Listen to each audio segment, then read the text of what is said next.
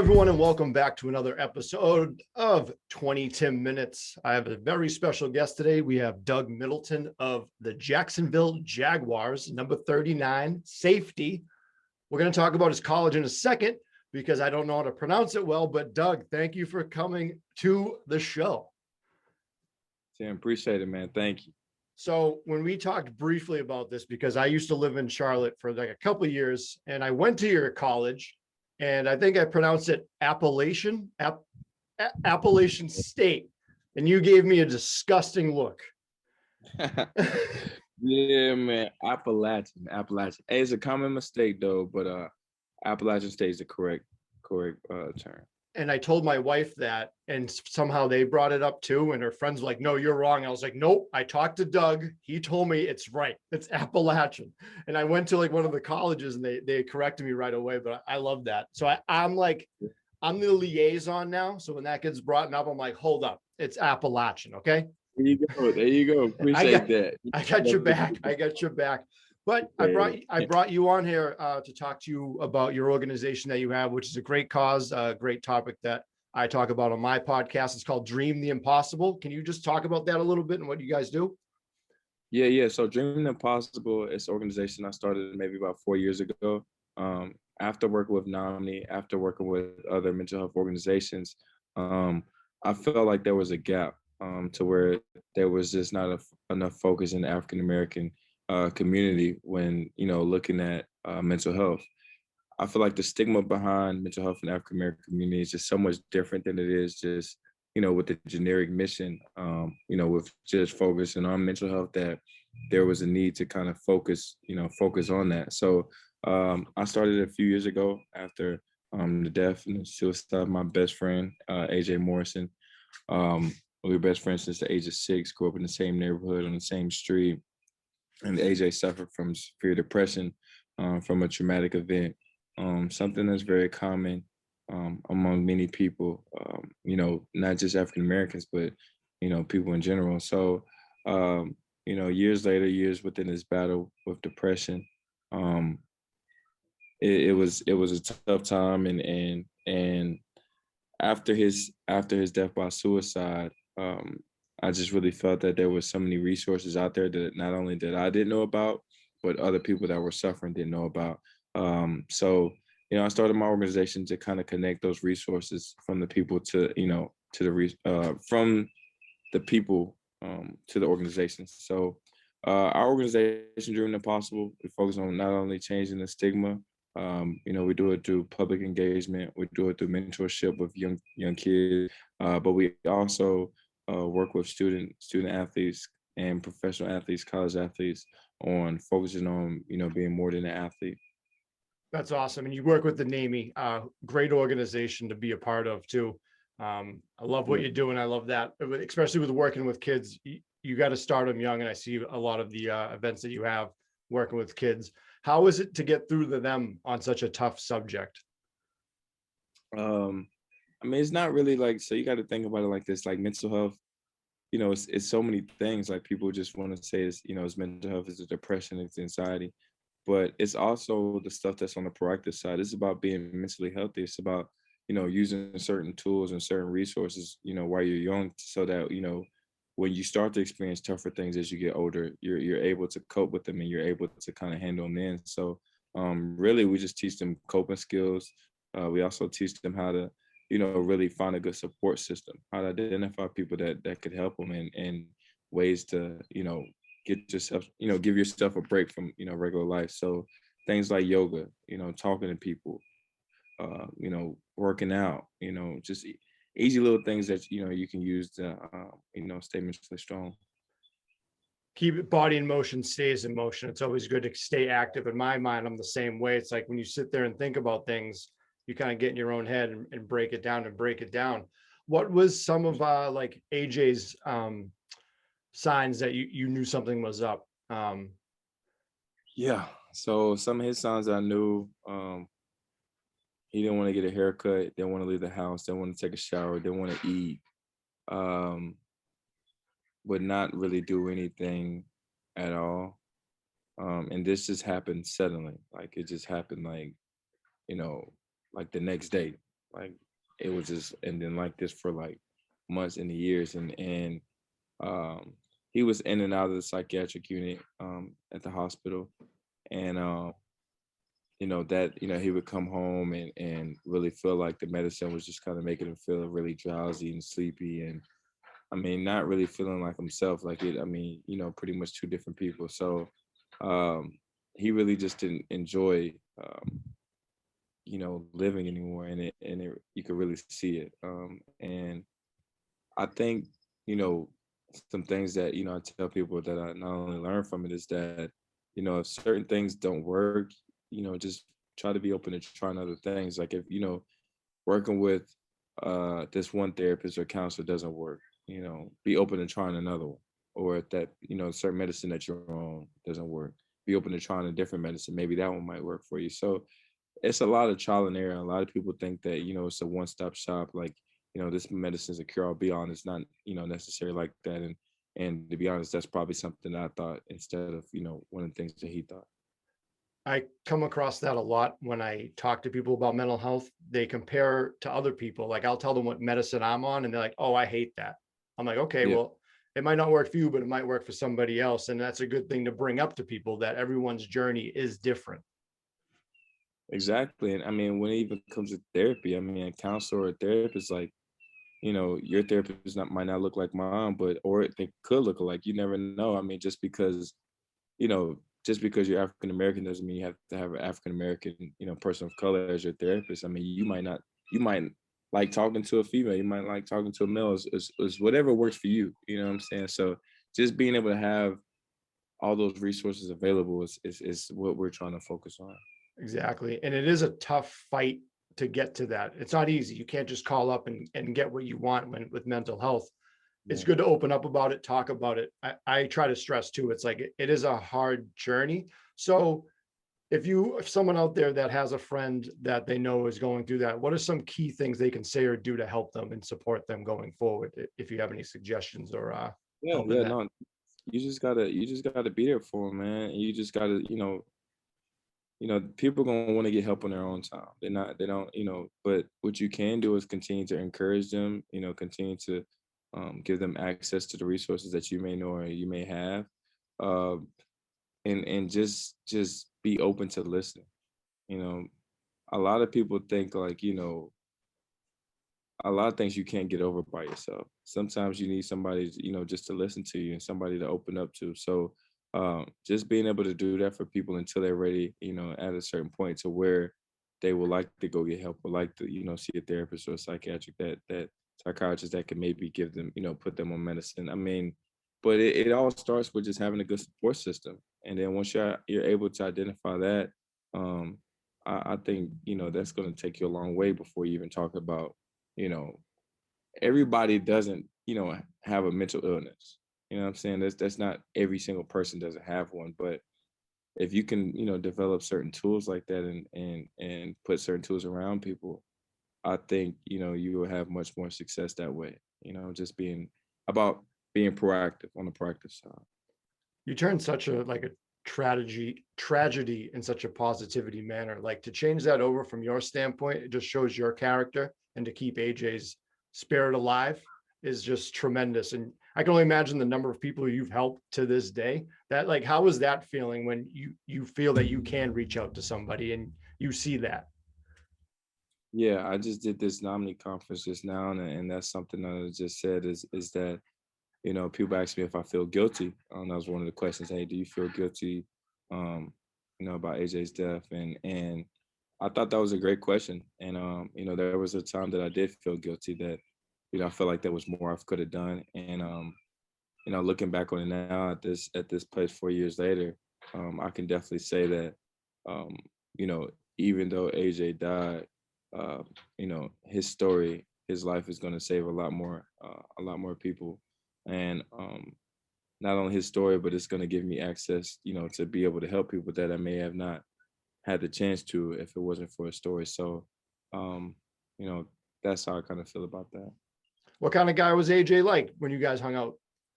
Yeah, he was cool, man. He loved sports, loved jokes. He always had some jokes. Loved to eat. He loved track. Track was his favorite sport. He played football. We played football together a little bit, but we kind of, I remember one story. We were all playing basketball. Ninth grade, we had tried out for basketball. We both made the basketball team, and then we was like going through practice. And I think we both looked at each other like, "Nah, this isn't it." So like maybe like one game into the season, we both quit, went out to run track. So and then ever since then, he fell in love with track, and that was something he did all the way through high school and even, after high school. But he was cool, man. He had a big heart. He cared for people. He always put others first, and he was funny. He loved the joke. He loved comedy, and that's the best way to describe him. That's good. Definitely got to keep his spirit alive. You said he liked to eat, and he's from North Carolina too, I assume, right? Yeah. We both like to eat. So what is your go-to, or do you remember his go-to meal at the cookout? The fast food place? Because people don't know that. Cookout? Yeah. The cookout, like with the shakes and stuff. I know mine is chicken strips, fries, and nuggets with a pink lemonade. His is You said that in one beat. Yeah. We had a cookout across the street from our school, so we were out the cookout. Like, I mean, we probably went to cookout, me and him together, probably at least 300 times. So, I know he used to get a few different things. He definitely used to get a chili dog. Used to get a corn dog. Used to get, the French fries, with the what's the little spice they put on them? Like the spicy fries, or what was it? Used to get the quesadillas. Used to get. I mean, like you said, cookout was across the street, so the whole menu. The fact that you get the same thing every time, you got to be a pretty generic person. Now that's me. I'm a very generic person, but he, would like to try different things. But how would you explain cookout to somebody that's not from that area? Because I brought my wife to North Carolina, I was like, we have to go. Like, you have to see this place. I mean, you want a milkshake? They got them all. I would describe cookout as like something that's quick and easy, cheap, and probably the best food you're gonna have at 3 a.m. Exactly. It blows like McDonald's out of the water, everything. I love it. A 5-star meal at 2 a.m. No question. That's how I would describe it. 2 a.m., 24 hours a day. 24 hours. Now I'm not. I mean, we would go to lunch. We would get in lunch a lot. It was good, man. You can't pass up a good cookout tray. No, see, I knew it. That's awesome. So to back up just a little bit, you said you obviously work with everybody, but you mostly focus on the African American community. I was reading this on the NAMI. 63% of African Americans think that it's a personal weakness to be open-minded about their mental health. Do you have any more insight of like why that could be? Is it like something like racism that plays a big part of it? What would you attest that to? Religion. That's what I would say, especially in the South. When you want to talk about his religion, I mean, even when I spoke at his funeral and I talked about the things that he was going through, the pastor even got up after I was done and was like, "Hey, like, all that therapy and stuff sounds good and all that, but you really just need to pray about it, or you really just need to, take your burdens and take them unto God, and God will handle this." And a lot of Christians are point people. You know what I'm saying? They like to say, "Oh, oh, they must be weak. They must got something going on. If she's going to see a therapist, if he's going to see, a lot's going on." They look at you kind of different, as far as Southern Christians, and I really think that's one of the reasons, man. I really, and not only that, I think the second reason is that as African Americans with racism and with slavery, like with a lot of, the generational traumas that we have, we've had to push through and be so strong just to overcome a lot of the things, and that's just like what we're accustomed to. It's like the same thing as an athlete. As an athlete, you're taught how to, play through pain. You know what I'm saying? You've had injuries, you got to keep playing. As an African American, you've had traumatic events, you just got to keep going. You don't need to talk about it, just keep going. So I think with all those, combinations, I think, that all goes into, play a part. That's very interesting with the church. I wouldn't have guessed that. I would not have guessed that. That is Yeah, for most people, I mean, a pastor is like probably the most important person to somebody. You know what I'm saying? Like my grandma, think about it. Like her pastor is like the freaking Jesus Christ on earth. Like that's like everything. Like everything is like, hey, did you talk to my pastor about it? Hey, that's like a pretty big person for them. So right. they say something, it's gonna speak volumes. So that's a thing that people have been trying to do, is trying to reach out and attack mental health that way by trying to speak through pastors, because they speak so much to communities. I mean, that's definitely one way you can make a difference. Now, how can people help support Dream the Impossible, or what can they do? Can they donations, or is there anything else they can do without donations? Like what are some things they can help with Dream the Impossible? I mean, of course, donations, but you can just reach out on dreamimpossible.org. And we're continuously looking to connect people with certain resources. So whether it's therapy, whether it's, being able to, we're trying to put together a list for, in the area for a lot of student athletes of people of color that are like counselors, therapists, and just some resources to kind of send out to the schools, because a lot of them struggle with trying to find, African American help. Mhm. It's not like every Black student wants, African American therapist, but sometimes it would be cool to have one or two that may look like you, that may understand some of the trauma that you may have, or understand some of the, background issues that you may have. I was actually reading that on the naming. That was like one of the suggestions for someone to that's seeking help, that you could ask for that, and there's no issues doing that. So I think Yeah.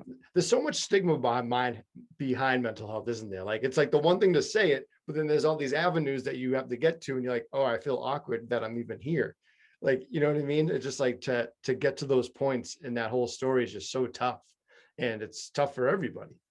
It's just, man, like with social media these days, like everybody's trying to prove that they got it going on, or everybody's trying to prove that they're successful so hard, and like, and it makes it hard for people to really find, like, not only do you see immediate success on, social media, but you really miss the point of how a person got to where they at. You really miss the part where they had to struggle to get where they at. And a lot of people try to match up the life that they're living with, success that they may see on social media.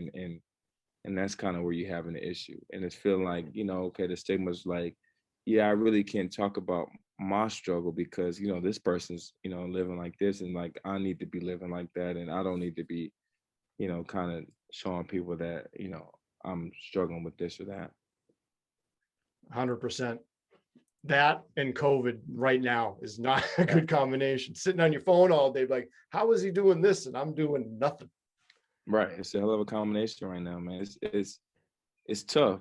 It's tough. It's a battle we all have. And you just gotta run your own race. That's why I tell people, just, run your own daily race and attack it from there. And try not to look to the left or the right of you. Just try to, focus on the goals that you have and ambitions that you have, and celebrate your success when you have success. It's the best way to put it. Eye on the prize, just keep going. I tell people you got to eat a Mario star and just plow through people. Just keep Yeah, I going. mean, you're gonna take a couple of steps back. Like you play Mario, if you want to turn to Mario Kart, you might die a couple times, Yeah. but hey, you'll reset, you'll get to play again. So just keep going. Yeah, you get hit with a couple red shells, green shells. It's always crap when you get hit with the green shell from behind. You're like, that guy's got a good shot, but you got to Yeah. respect him. Yeah, you respect your losses and learn from them and try again. Perfect analogy. Well, I want to Yeah. switch it up. I want to switch it up on your end a little bit in the NFL. So Yeah. how is it on someone like an NFL player with mental health? Like you were undrafted, you were signed to a team, cut from a team, like you went through a season-ending injury, right? A pectoral, was it? Yep. I've had a couple of them. Yeah. Um, Like where does that put you mentally at times? Like do you check yourself? Like you like everything's gonna be all right? Like what is your mind like? What is your thought process and all that? Because like as just a fan in general, I'm always curious to how someone deals with that. Because if I was in your shoes, I'd be like, what the, you know what I mean? yeah. It's tough. It's a lot of highs and lows. I tell people, this is my quote. You can never be too high or you can never be too low. And that's just the story of the NFL. I mean, first of all, it's a blessing to be here, but at the same time, you can never take it for granted. So the things that you go through, getting cut here, getting cut there, the injuries, um, it's a lot of lows. It's a lot of lows. I felt the lowest of lows, when I've had back-to-back season injuries. Felt the lowest of lows when I've been cut with no explanation at all. Um, and how you get through it is just that, I mean, you take a break, you feel the pain for a day or two, and then at the end of the day, you got to get back up and keep going, and that's what it is you can't spend too much time worrying about what other people think about you or what other people have going on, because that's effort and time you could be using to getting better.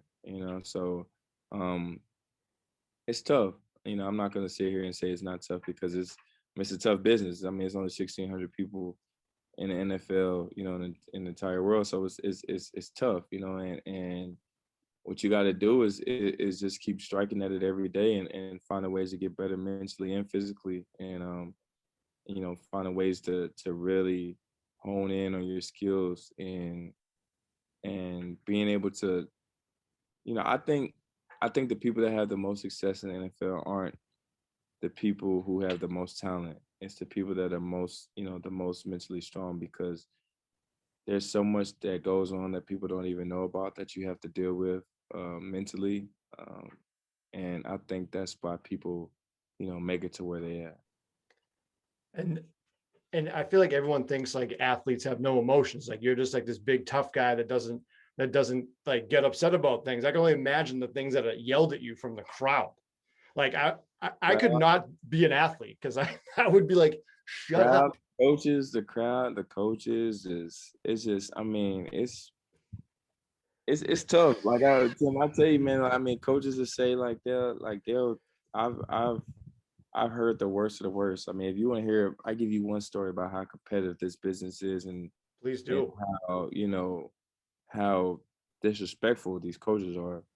So it was one play. I was, chasing the ball down, some practice in like OTAs, like spring. It's my third season, and one of the coaches was like, he caught me like jogging towards the end of the play. It was like the play was like way downfield, and I was jogging a little bit, and he was like, "Is that you jogging?" And I said, and I just didn't say anything. He's like, "That is you jogging." He was like, "Well, like, what are you jogging for?" And I'm like, I mean, I don't know, like I didn't really respond. I'm like, the play's all down. I mean, obviously he can see it, so I'm not gonna respond and say anything.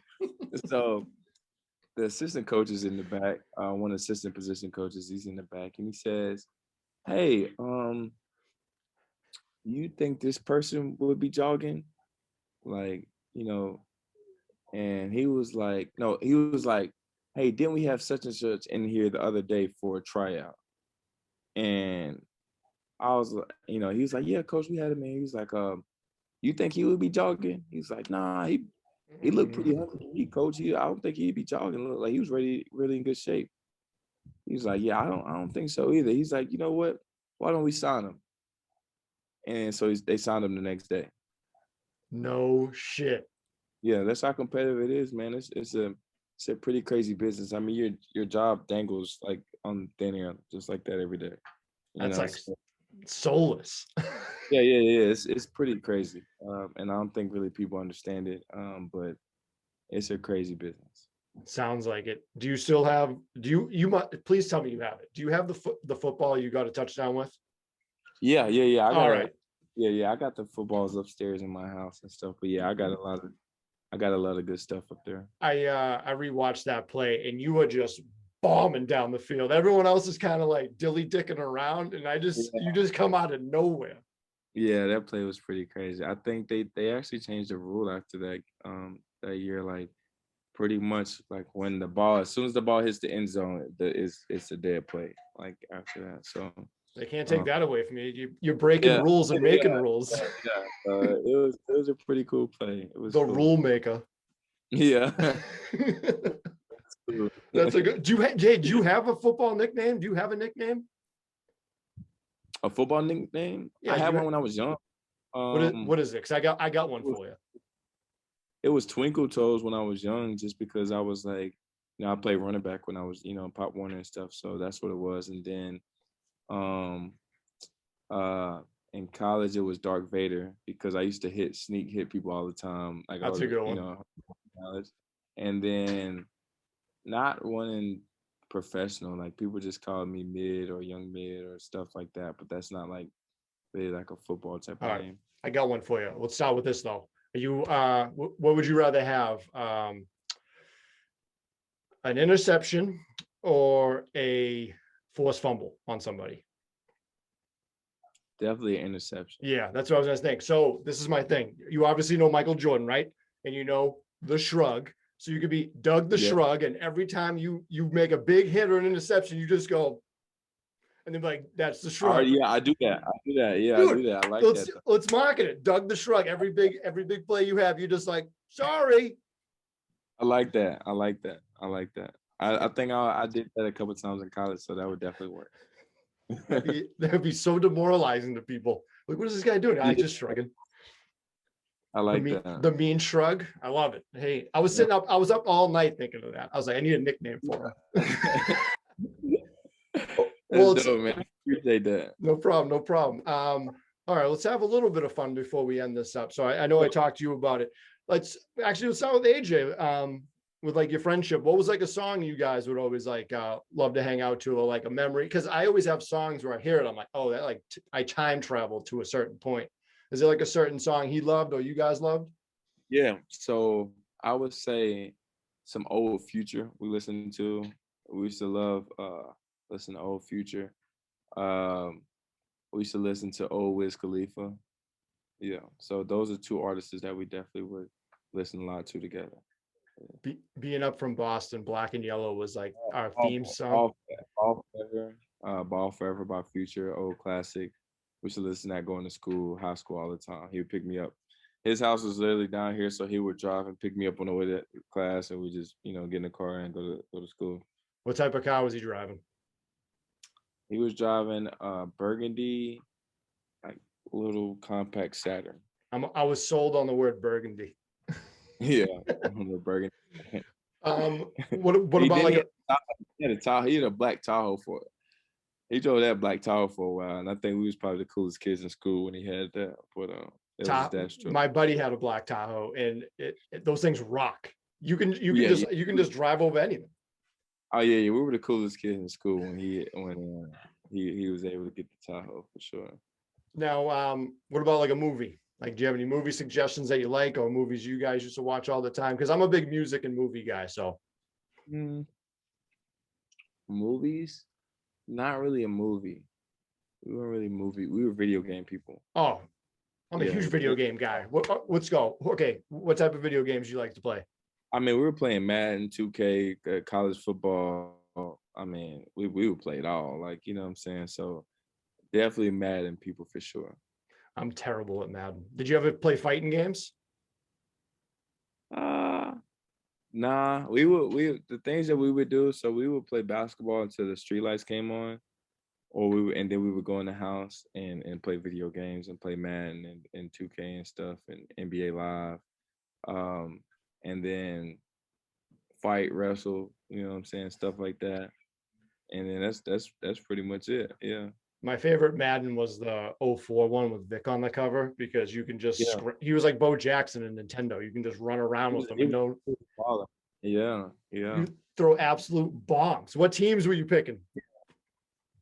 The teams I would pick, I used to like the Colts back then. The Colts was probably my team.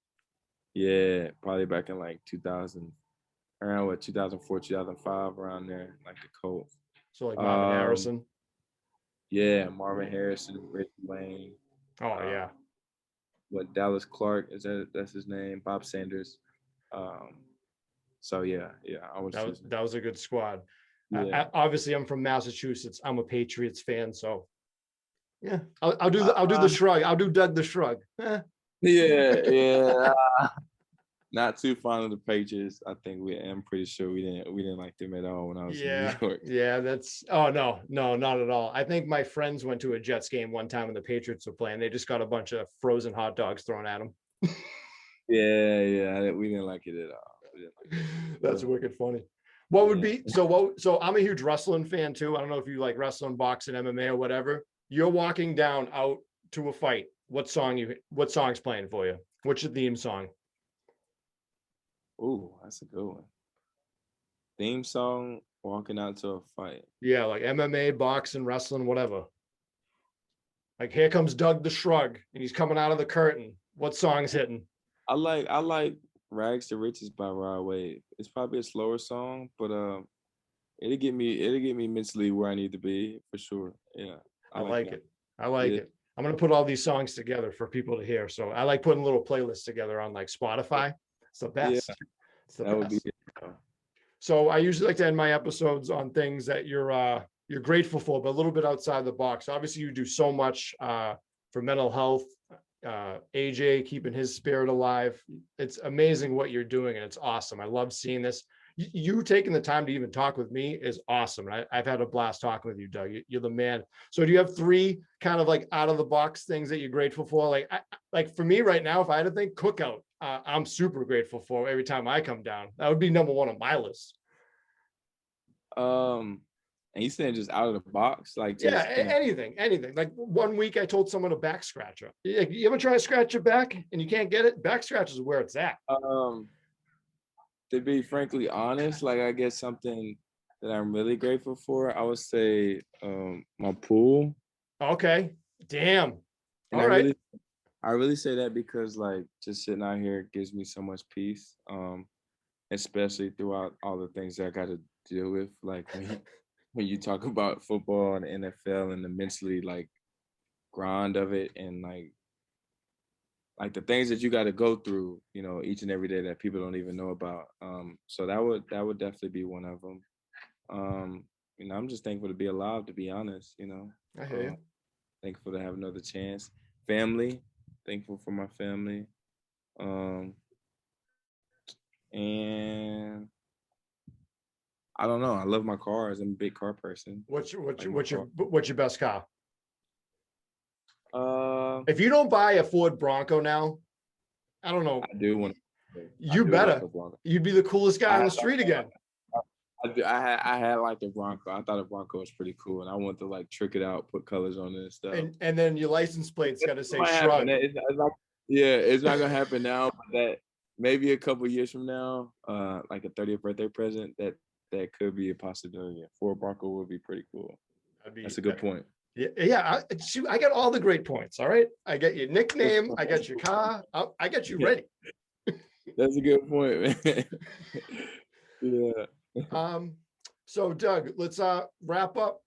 Talk more about the dreamtheimpossible.org, where they can find you, where they can find them, and anything else you want to say to wrap this up, man. I can't thank you enough. Again, like you said, you're an NFL athlete. No one asked you to do this for the Dream the Impossible. You're doing it out of the kindness of your heart and soul, carrying AJ Morrison's legacy on. Like you should, like, I'm so happy for you. Like you're in this life for a reason, helping other people out. And you should feel great about that. And I love that about you. And I'm very happy for you. First, I say thank you for bringing me on the podcast. But if y'all want to find out any information on the organization or the resources that we can connect you to, please visit us at dreamtheimpossible.org, or you can check out my Instagram 36dm_ERA or dreamtheimpossible36 on Instagram. Any one of those, you know, you can view some of the work that we do. And you know, that's it. And awesome. I guess advice for people, last final word of advice I would say is you know, your mental health is just as important as your physical health, and you know, you got to treat it as such. And you know, it's cool to put others before you put yourself, but just make sure that you do everything you can to take care of your own, you know, mind, health, and body. Couldn't have said it better. Doug, I thank you so much, and I love you so much, man. It was great talking with you. Man, thank you, brother.